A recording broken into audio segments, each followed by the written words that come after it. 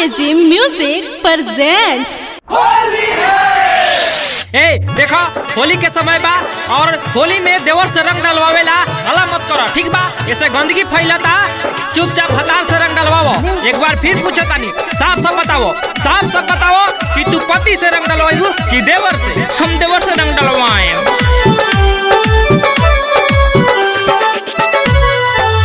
मिलल भातार बाटे बड़का पिया कर, बोलेला पी के उहो रोज अकर बकर। आइल बा होली आसो के हु नहीं बोली, मर्दा के छोड़ी खेलव देवरे से होली। मर्दा के छोड़ी खेलव देवरे से होली। मर्दा के छोड़ी खेलव देवरे से होली। मर्दा के छोड़ी खेलव देवरे से होली। मिलल भातार बाटे बड़का पिया कर, बोलेला पी के उहो रोज अकर बकर। आइल बा होली आसो के हु नहीं बोली, मर्दा के छोड़ी खेलव देवरे से होली। मर्दा के छोड़ी खेलव देवरे से होली। भतरा के छोड़ी खेलव देवरे से होली। भतरा के छोड़ी खेलव देवरे से होली।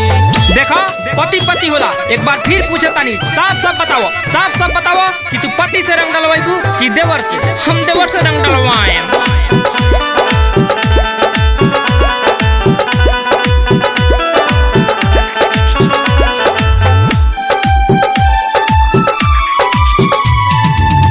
ऐसन भातार बाटो काइल का पारे, पिके लोटाइल बाटे देख दुआरे। पिके लोटाइल बाटे देख दुआरे।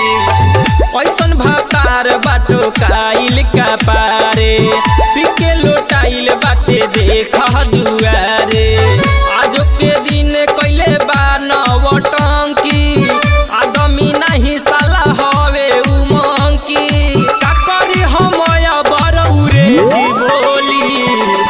मर्दा के छोड़ी खेलव देवरे से होली।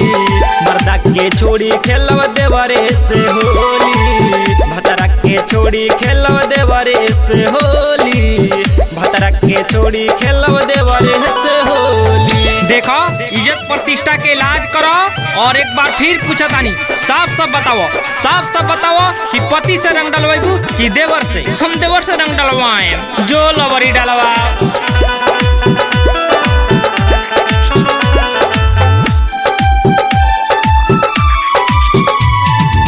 राकेश रसीला सुनबी के सबिहारी, फसल देवेला उ फगुआ बिगाड़ी। फसल देवेला उ फगुआ बिगाड़ी।